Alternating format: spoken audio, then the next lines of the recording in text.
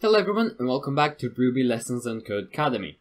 So in the last lesson we covered variables, we covered data types, mainly string, a bit of boolean and numbers.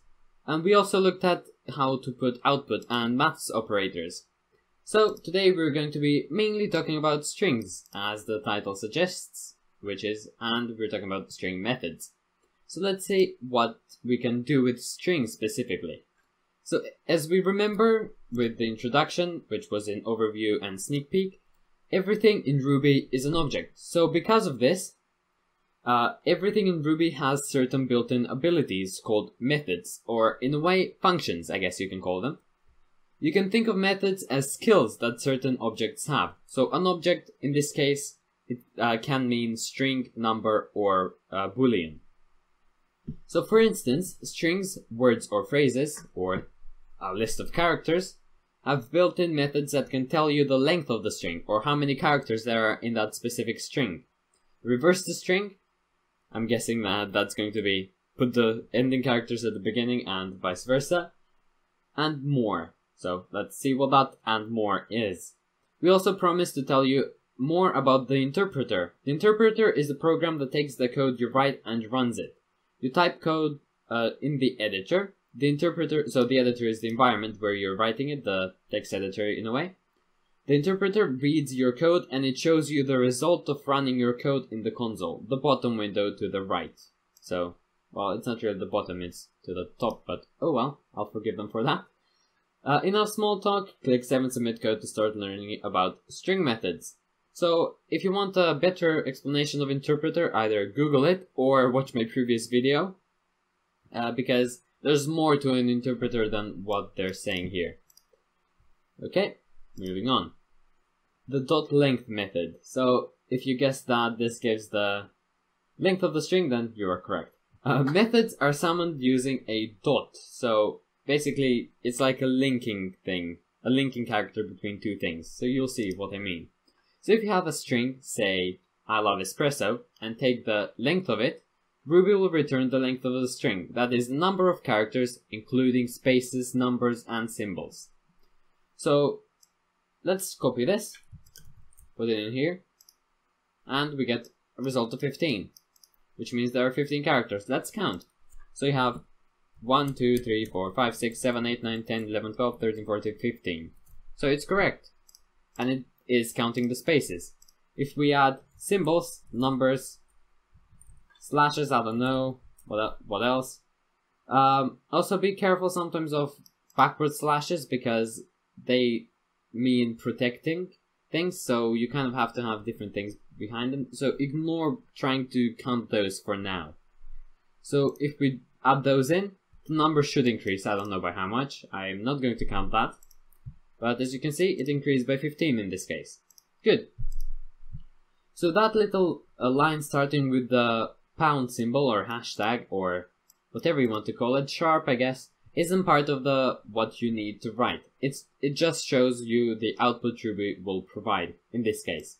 We'll learn more about that later on, in the next lesson actually. More on this in the next section, so in the next video. Taking the length of input can be useful if, for example, you want to make a website that takes credit card payments. So you want to make sure that what the user has entered isn't longer or shorter than what you're expecting. Ruby can check to make sure the credit card number appears to be valid.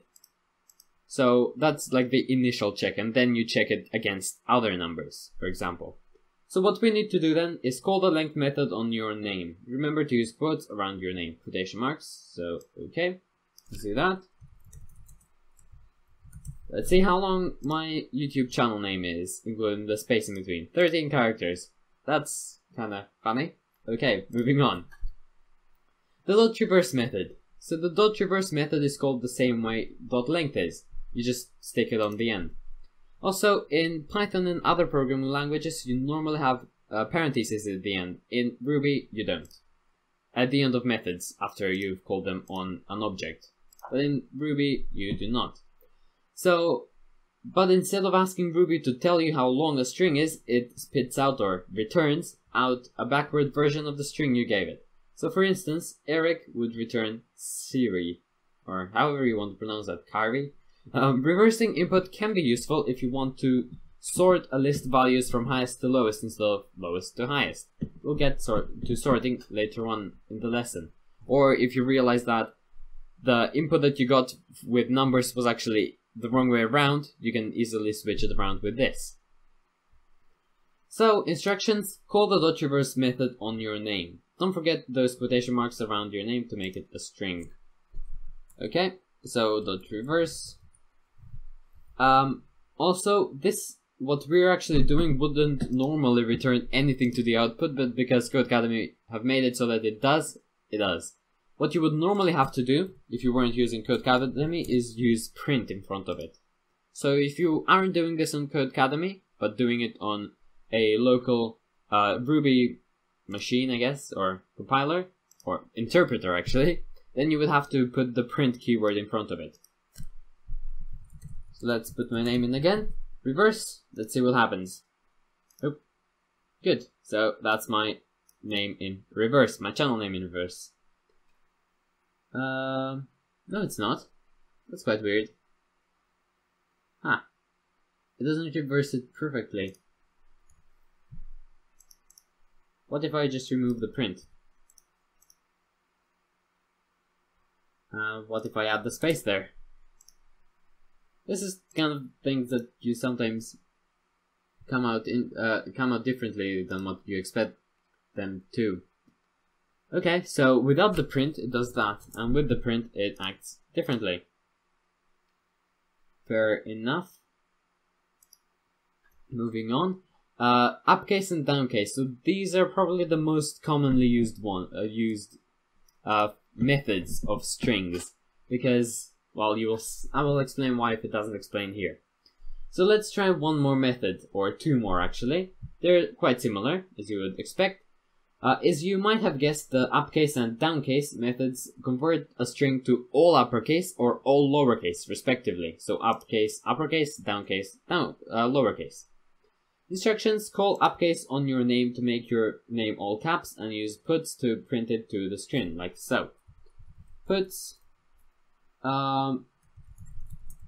So try to have a variation so that you can see the change. Puts dot uppercase. Okay, so as you can see, now my whole name is in uppercase. If I remove this, it's just going to print it out normally. But with it, it prints it out all uppercase. And then let's try all lowercase. So downcase instead of uppercase. We save and submit. As you can see, all of it is lowercase now. Even the M and the K there. So why this is useful? Well, for example, if you have an if statement trying to check the user's input, and the word that you're expecting the user to enter is yes, and it doesn't matter the capitalization of it. So instead of having to type out yes, every version of yes, so yes, yes, I don't know, yes, and then whatever there is, yes. Instead of having to write out, what, 6 combinations I believe there are? Or 9? I can't remember my maths now. Instead of having to write out all of these and check them, you can just check the user's input. So if their input is yes, you can just check it and do dot downcase and make sure it's equal to yes. So if that's true, and if this was user input, then this can be any type of yes, and you're comparing it to a lowercase of yes. And if it is yes, then you are definitely going to have a yes. So this is probably going to show up later on in the course, so don't worry too much about it if you don't understand it yet. But I just wanted to show you where things like this could be used. Or sometimes if you're inputting something into a database or a list, you might all want it to be lowercase, but the user enters it as uppercase or mixed. Then this is an easy way to fix it.